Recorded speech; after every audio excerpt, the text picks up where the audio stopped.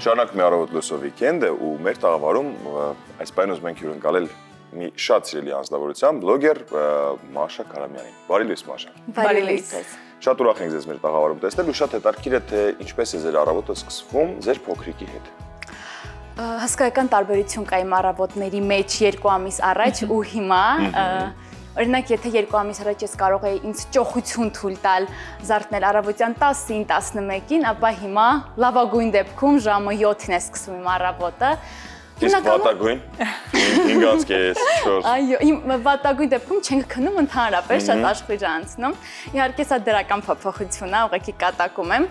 Խնամքով բալիկի, լոգանք ընդունելով, կաթիկ ուտելով, մի քիչ իրար հետ խաղալով, պաչիկներով, այս տարբերակով առհասարակ շատ եմ փորձում օրվա առաջին կեսը հենց անցկացնել բալիկի հետ, որովհետև հետո արդեն աշխատանքային առօրյան է գալիս։ Այ աշխատանքային առօրյայի մասին երբ խոսում ենք, ես առաջարկում եմ մի քիչ հետ գնանք եւ նաեւ ստանանք նախորդ մեր հարցերի պատասխանները Մաշայի օրինակով։ Քիչ առաջ խոսում էինք այն մասին, որ մասնագետներն էլ փաստում են, որ բլոգինգը ոչ միայն լսարան ունենալու եւ ազդեցություն ունենալու այդ լսարանի առաջ, այլ նաեւ հնարավորություն է ինքնաճանաչվելու, բացահայտելու, երբեմն սթրես հաղթահարելու։ Ինչպես սկսվեց ձեր ճանապարհը որպես բլոգեր։ Ես բլոգինգով սկսել եմ զբաղվել, երբ Արցախից տեղափոխվել եմ Հայաստան ուսման նպատակով, սովորել եմ Երևանի պետական համալսարանում։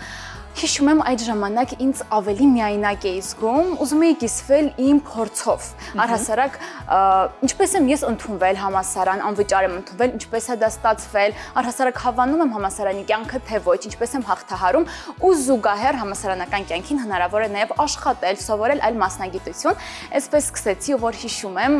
5 տարի առաջ փոքրիկ ուսանողից արդեն աճել է կայացած կին, մամա, այս ամեն ինչը շատ սիրուն ճանապարհ ունի ու այս ընթացքում եթե սկզբից ինձ հետևում էին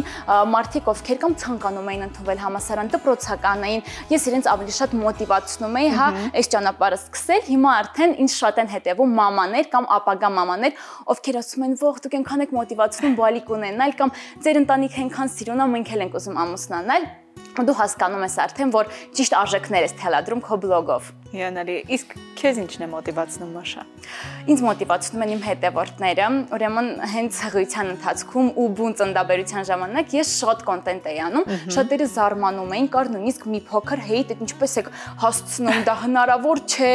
դուք այստեղ ինչ-որ մի բան այն չէ, Մաշա ջան, ոնց կարող է դուք ունենաք բալիկ ու զուգահեռ ժամանակ ունենաք նաև զբաղվել աշխատանքով։ Սա իսկապես ինձ համար ավելի շատ թերապիա էր, խուսափել հետծննդաբերական դեպրեսիայից, որովհետև երբ դու կիսվում ես քո բլոգում, օրինակ մարդիկ գրում են, հա, ինձ մոտ էլ էր այսպես, կամ Մաշա ջան, ապրեք դուք ոնց եք հասցնում եւ մամա լինել, եւ տանկին, եւ աշխատել, դու մոտիվացվում հասկանում ես, որ իզուր չես ամեն ինչը, դու բավականին ճիշտ ճանապարհի վրա ես։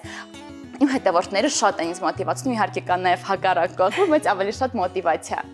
Իսկ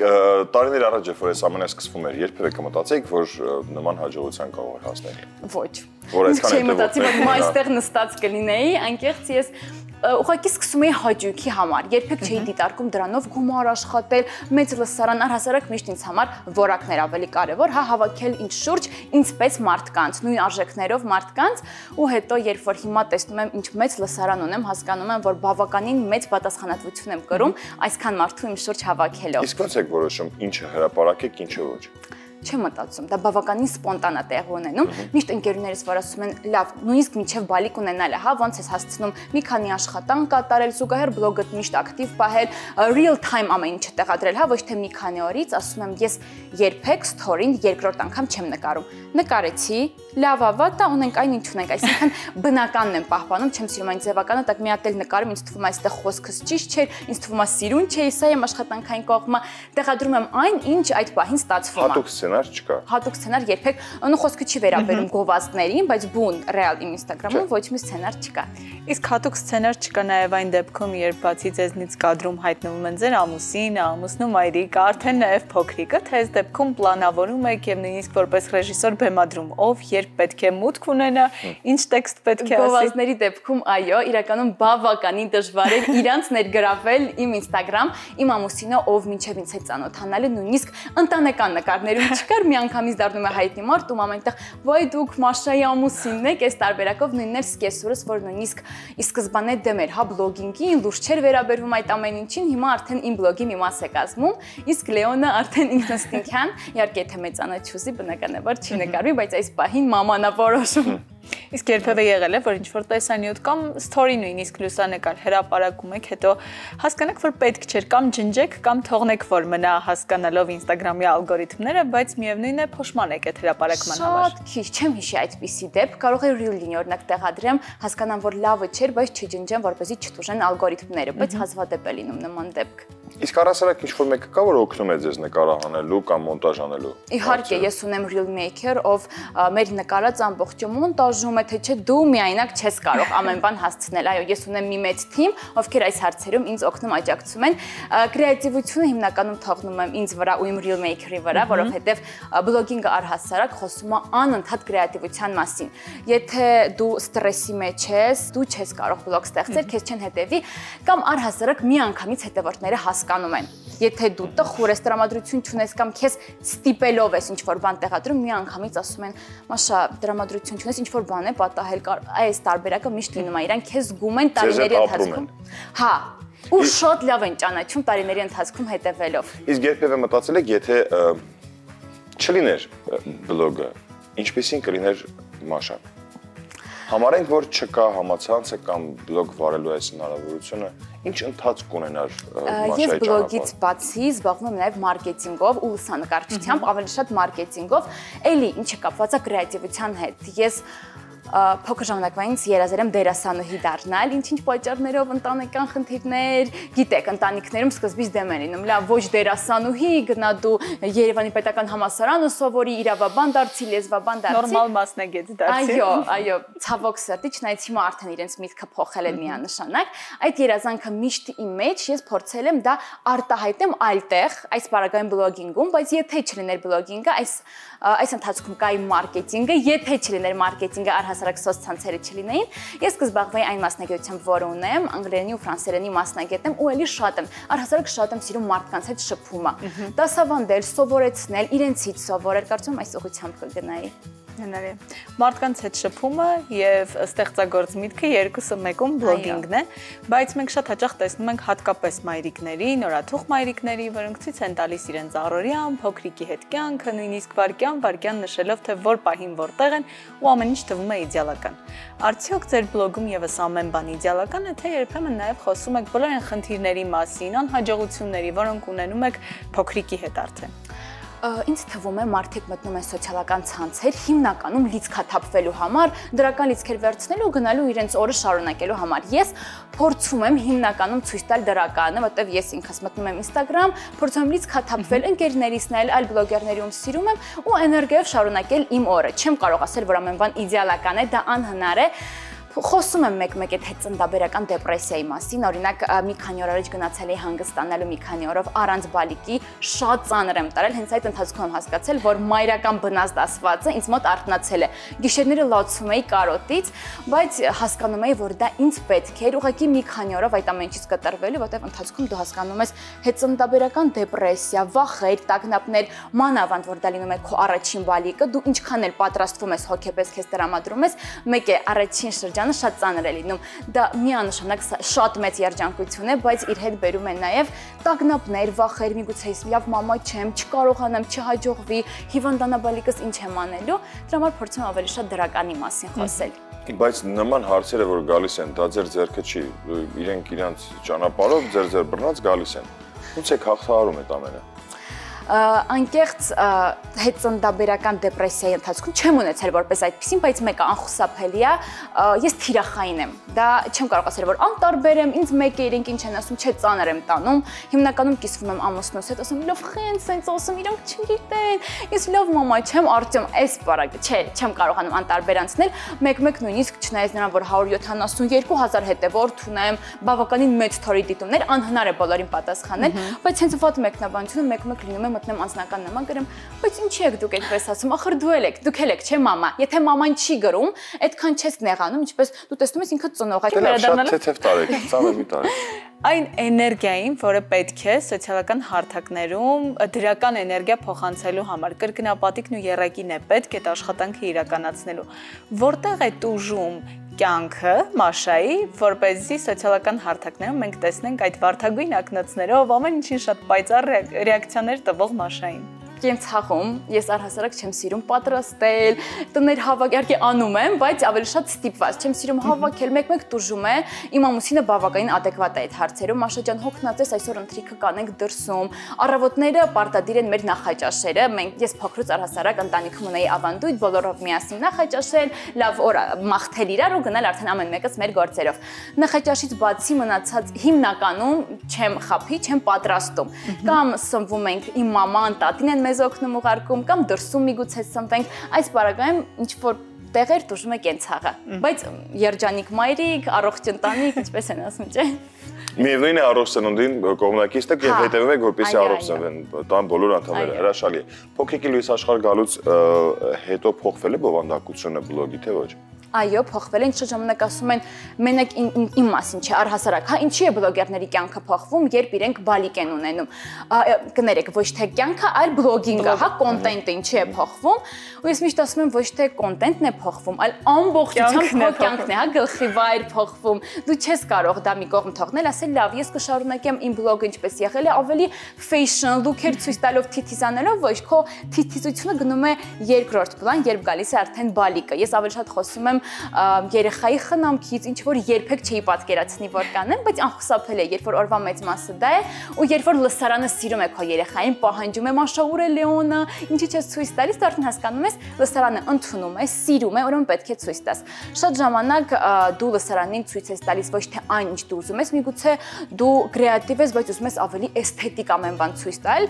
ցավոք սրտի թելադրում են ալգորիթմները, այսինքն եթե ինքը թելադրում է ավելի շատ հումոր, դու պետք է դա նույնպես կարողանաս քո կոնտենտի մեջ մտցնել, թե չէ տուժելու ես, թե չէ գնալու ես ետնաբեմ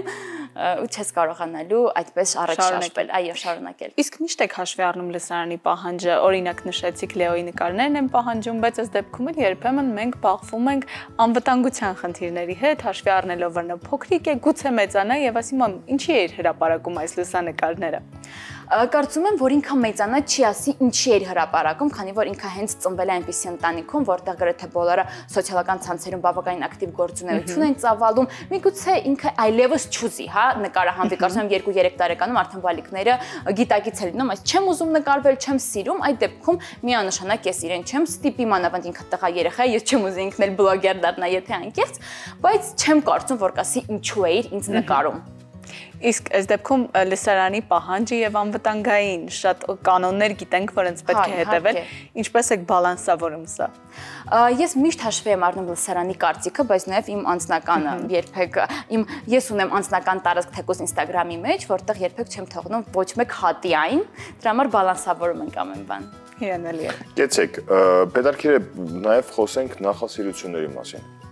Ինչ նախասիրություններ ունեք։ Շատ եմ սիրում պարել, ես մինչև Երևան տեղափոխվել Արցախում 10 տարի պարի եմ, հաճախ էլ տարբեր երկրներ գնացել եմ պարով ու միշտ ցանկացած տեղ ես հենց տեղս նստած սկսում եմ պարել ավտոմատ, որ